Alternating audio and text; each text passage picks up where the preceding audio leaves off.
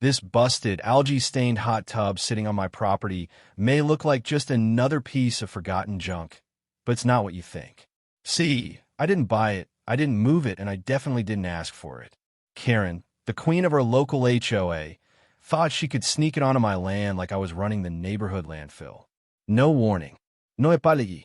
Just dumped it and assumed I'd deal with her mess. But what she didn't realize is that I play by the book, and I keep receipts. So after a quick call, a tow strap, and some glorious timing, I hauled that nasty old tub right back where it belonged and parked it on her front porch like a big, bubbling trophy of her own bad decisions that I moved out here for peace.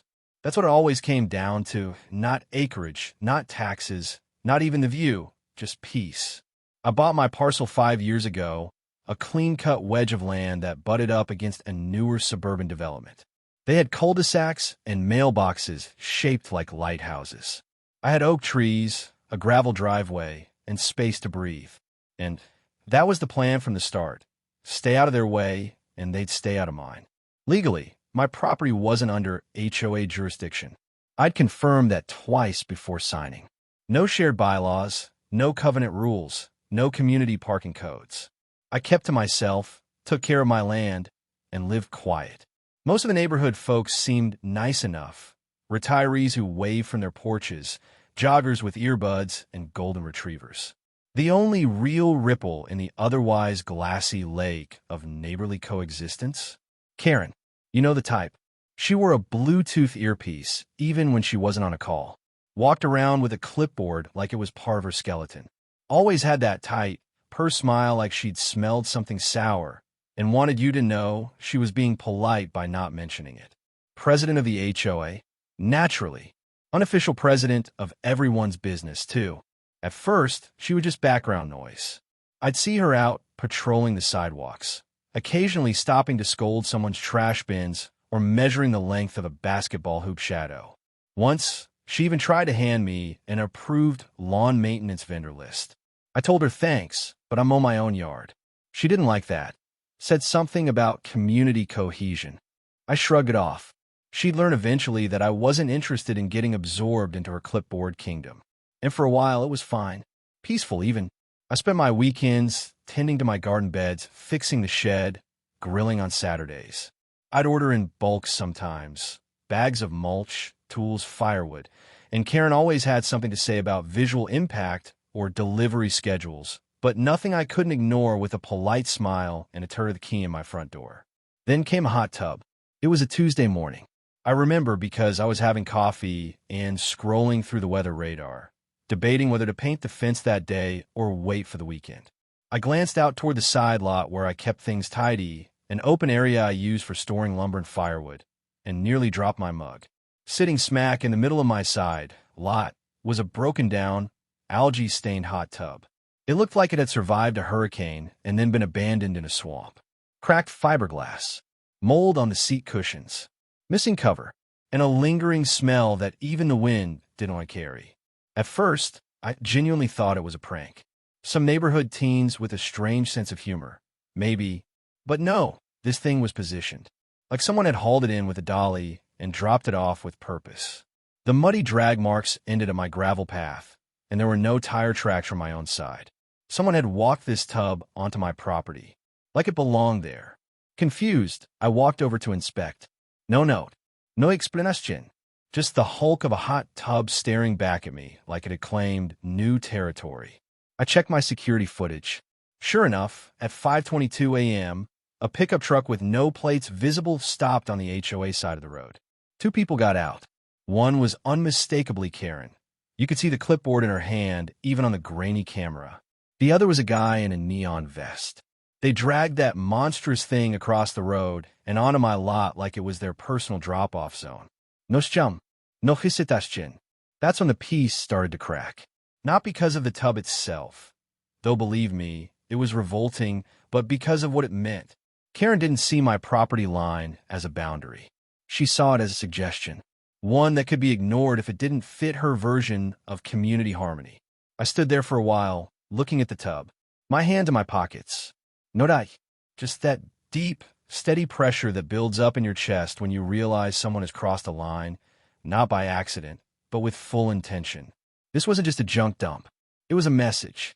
She thought I wouldn't do anything, that I'd quietly call a junk hauler, pay out of pocket, and let it go just to avoid drama. But she'd misjudged one thing. See, I didn't buy this land to be part of someone's petty empire. I bought it because I believe in boundaries, physical and otherwise. You don't just trample someone's property, dump your problems, and expect them to say thanks. And as I sipped the rest of my coffee, one thing became clear. If Karen wanted to treat my land like her landfill, she was going to find out what happened when the trash got returned with interest. The hot tub didn't move.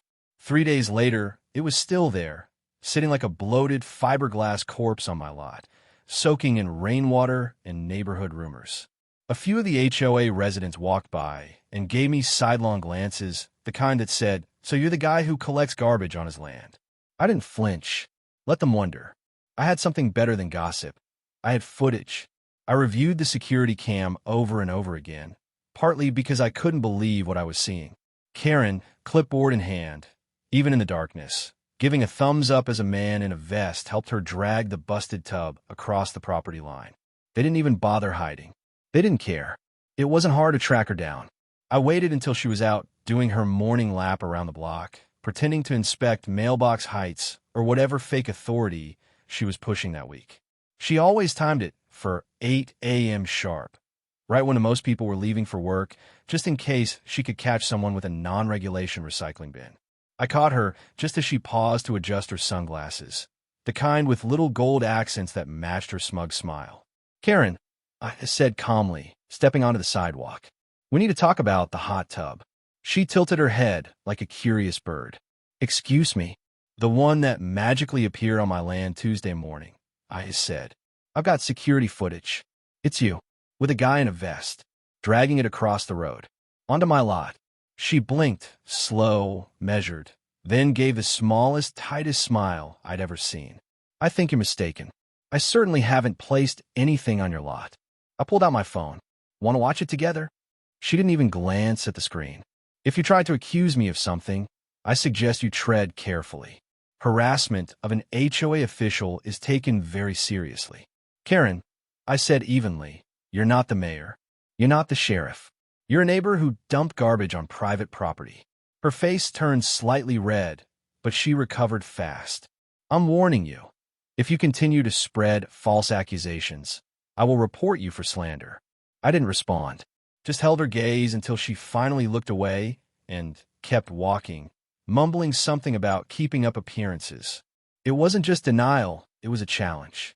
The next day, the HOA mailed me a formal citation. The letter arrived in an envelope with that stiff, smug formatting only HOA documents seem to have, full of words like regretfully, community standards, and noncompliance. According to the paper, I was being fined for improper exterior storage of unsightly waste items visible from the street. In other words, they were blaming me for the hot tub that they dumped. It was laughable, except it wasn't, because now the narrative had flipped.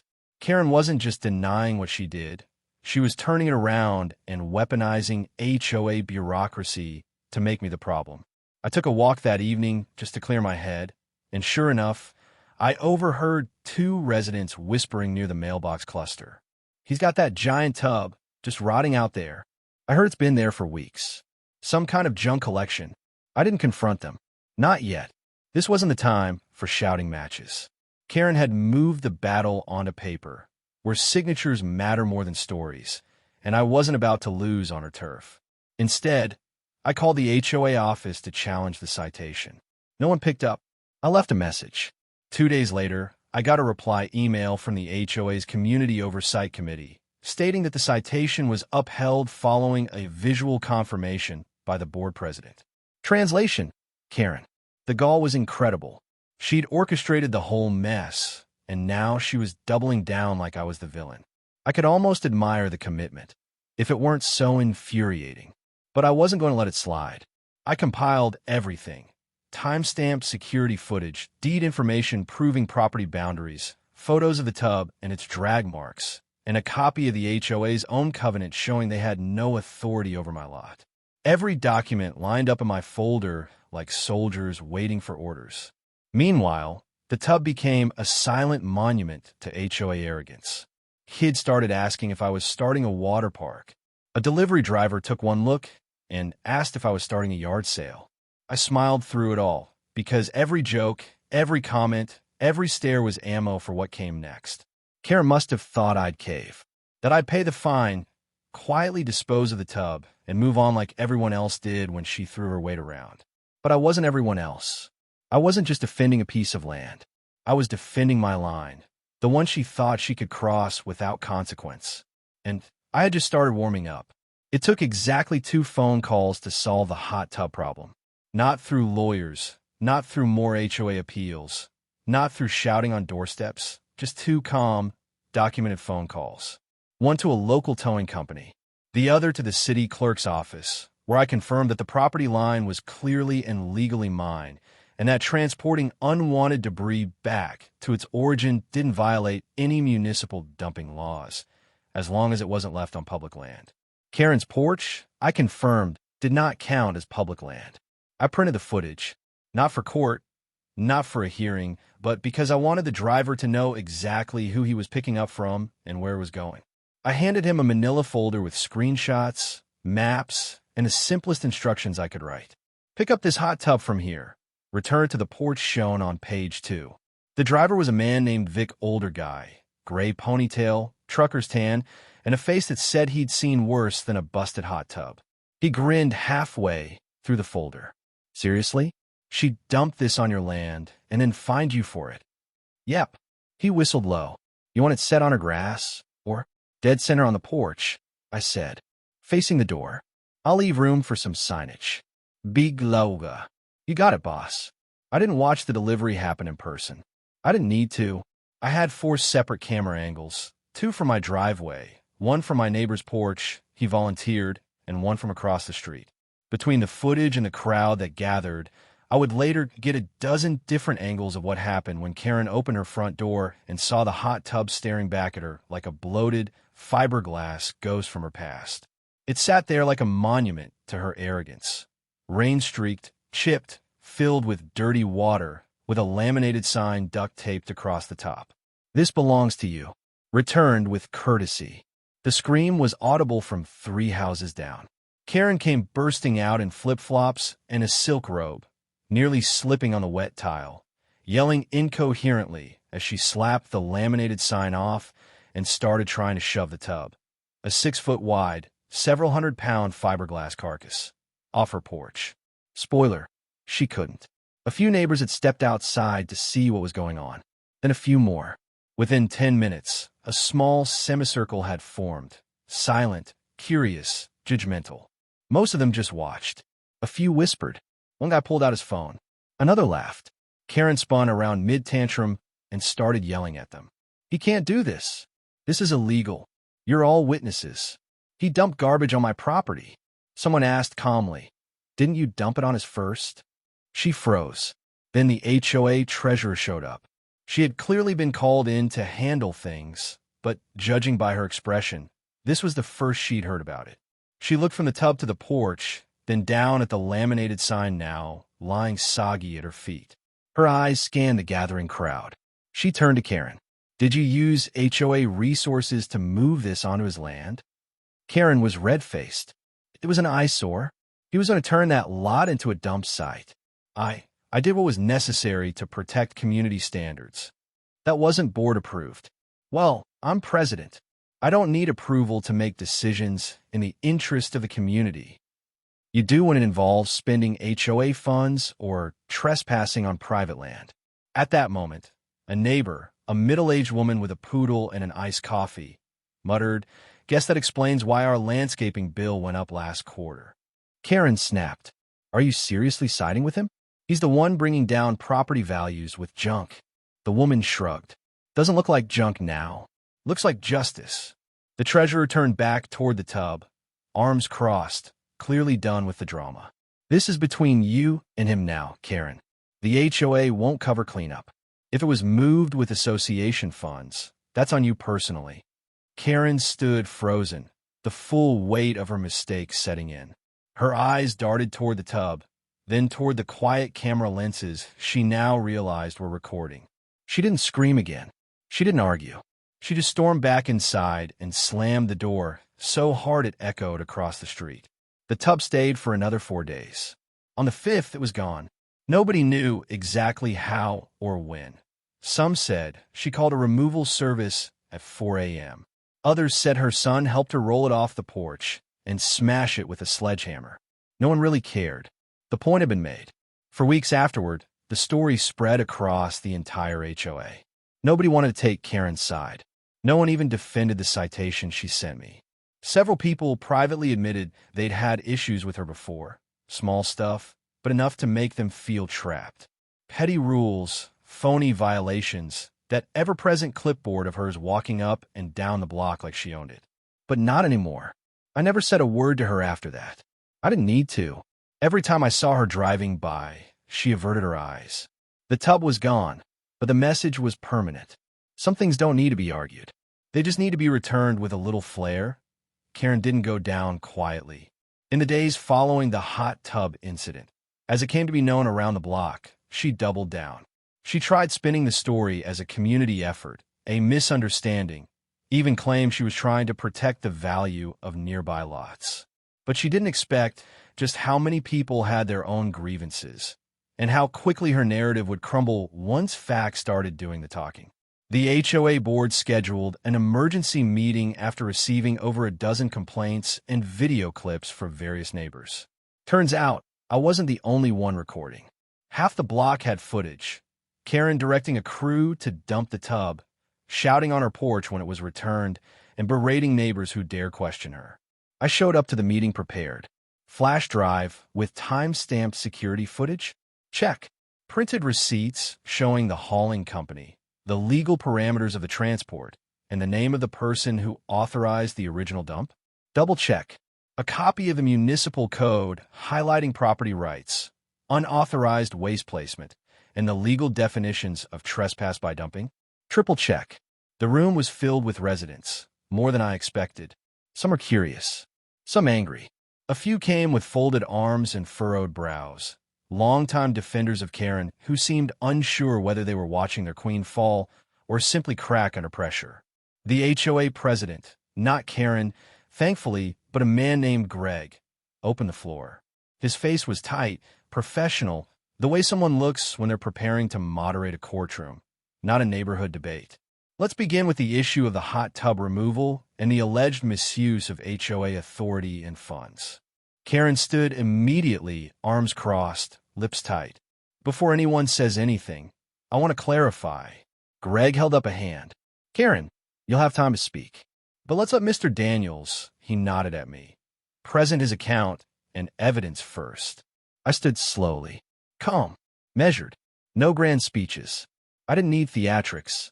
The truth did the work for me. I played the footage. Karen directing 2 workers from a landscaping crew she had on retainer.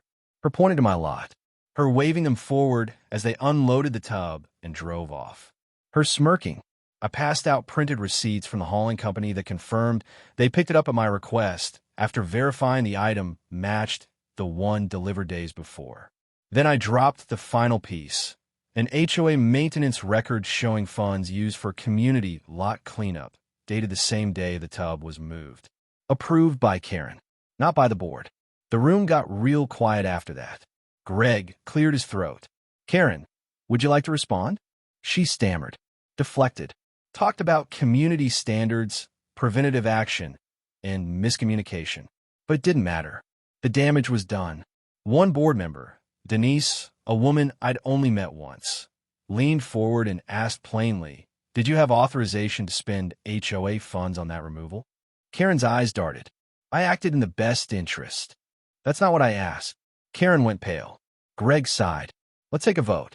Motion to remove Karen from the board effective immediately for abuse of authority and unapproved use of HOA resources. The vote was unanimous. Not even Karen voted for herself. Just like that, she was done. No more clipboard walks. No more passive-aggressive emails. No more flyers taped to mailboxes at 6 a.m. The HOA issued a formal letter the next day. Apology included. They updated their community dumping rules, included new language about unauthorized waste placement, and made it crystal clear that no board member could act independently on property disputes, especially when it came to land not governed by the HOA charter. I didn't gloat, didn't wave the letter in Karen's face, but I did notice something in the days that followed. Neighbors started saying hello. The couple across the street brought over banana bread. The teenager who used a skateboard gave me a respectful nod. One man, Mr. Haynes, retired Air Force, stopped me while I was watering my lawn and said, "About time someone stood up to her." Turns out Karen had been a problem for a while. People just hadn't known what to do. But now they did. And now, they respected the man who'd done it right. No shouting, no drama, just receipts, records, and one perfectly returned hot tub. It didn't just change how people saw Karen, it changed how they saw me. No longer the quiet guy on the edge of the neighborhood. I was the man who reminded the HOA that power has limits, that laws still matter, that peace, when protected the right way, earns respect far louder than conflict ever could. I went back to my normal life, trimmed the trees, rode my ATV, cleaned up the patch where the tub had sat, a little grass seed, a little patience, good as new. As for Karen, she disappeared for a while. Rumor had it she canceled her landscaping account, stopped hosting HOA events, and started entering her garage from the side door to avoid passing neighbors directly. But me? I just smiled and waved every time I saw her. Balance had been restored, and this time it was built on truth, not a rotting hot tub. After everything, I didn't say much. I didn't need to. Sometimes the best revenge isn't loud, it's permanent. The day after Karen was officially removed from the board, I went out early and started measuring the edge of my lot. With a fresh cup of coffee in one hand and a measuring wheel in the other, I walked every foot of the boundary where the hot tub had once proudly festered like an open insult. By noon, I had a delivery. 8 steel fence posts, 2 rolls of welded wire fencing, a bright white composite sign that read, in bold black letters, "Private property, no dumping. No excepciones punto." Underneath that, in slightly smaller font, "Yes, Karen, this means you." It got a few chuckles from neighbors walking by. One older man even stopped and said, "If that sign ever goes missing, I'll print you 3 more. I thanked him. Then I got to work. Post-hole digger in the soil, section by section. Every stake went in straight and sturdy, set with concrete, just like my new neighborhood boundaries. No HOA jurisdiction. No Karen drama. Just clear, legal, visual confirmation that this land, it had its own rules, and they didn't come from clipboard. By day 3, the fence was done. Clean, functional, respectful. It wasn't some imposing wall, just enough to send a message. This is mine. Leave your trash, literal or otherwise, somewhere else. What I didn't expect was the wave of support that followed. First, it was the family 2 houses down. Husband and wife, young kids, big golden retriever. They knocked on my door with gloves and trash bags in hand. "Hey," the wife said, smiling, "we figured you might want some help clearing out that patch near the edge." Karen used to complain it was unsightly, but we always thought it was fine. I grinned. It's not unsightly anymore. It's history. We cleared 2 bags of windblown litter, some broken tiles someone had dumped years ago, and a few cracked cinder blocks half buried in the dirt. They even brought lemonade. Next came Mrs. Alvarez, the quiet lady with a spectacular rose garden. She brought over a potted lavender plant. "For the fence," she said, "to keep things looking nice and smelling better than that old hot tub ever did." We both laughed. And then silence. Not the awkward kind, the peaceful kind. Karen stopped walking her dog past my lot, stopped glaring from her window, stopped sending HOA notes from the desk of the president, mostly because she no longer had a desk or a title. I didn't miss her, but I did notice that the tension in the air had thinned. Conversations on the sidewalk weren't whispered. Neighbors seemed lighter. People waved more. Even the HOA newsletter came with a friendlier tone. And best of all, nobody ever dumped anything on my property again. That busted hot tub had started a war, one I hadn't asked for, but one I'd ended. Not with yelling, not with lawsuits, just with patience and one well-placed return delivery. Now, with my property lines clear and my peace restored, I had something else I didn't have before. A reputation. One that said, I'm reasonable, but I won't be pushed. One that reminded people like Karen that land ownership doesn't come with an invitation to disrespect. And one that meant if someone tried to pull a stunt like that again, they'd find themselves looking at a sign and then looking in the mirror. Because around here, we take care of our space. And if you don't, we will take care of yours. Just not the way you expected. That if someone thinks your land is their personal junkyard, remind them, what you haul in, you better be ready to haul out. Because here's the thing. When someone dumps their problem onto your property, they're not just testing your patience. They're testing your principles.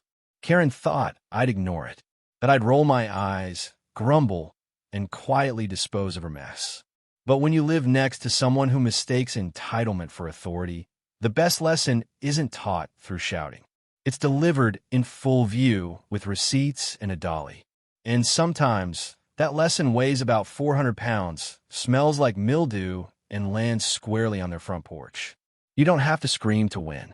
You don't have to threaten, sue, or call every name in the book. You just have to stand your ground, calmly, firmly, and with a sense of humor sharper than their petty rules. Because the only thing heavier than a broken hot tub is the truth when it's delivered with a smile and a laminated sign that says, this belongs to you. So if someone treats your boundaries like a dump zone, remember this. You can't always control what they throw at you, but you can absolutely decide where to return it and who gets to deal with the mess next. And trust me, that moment when they see their own garbage sitting where their pride used to be, it's worth every ounce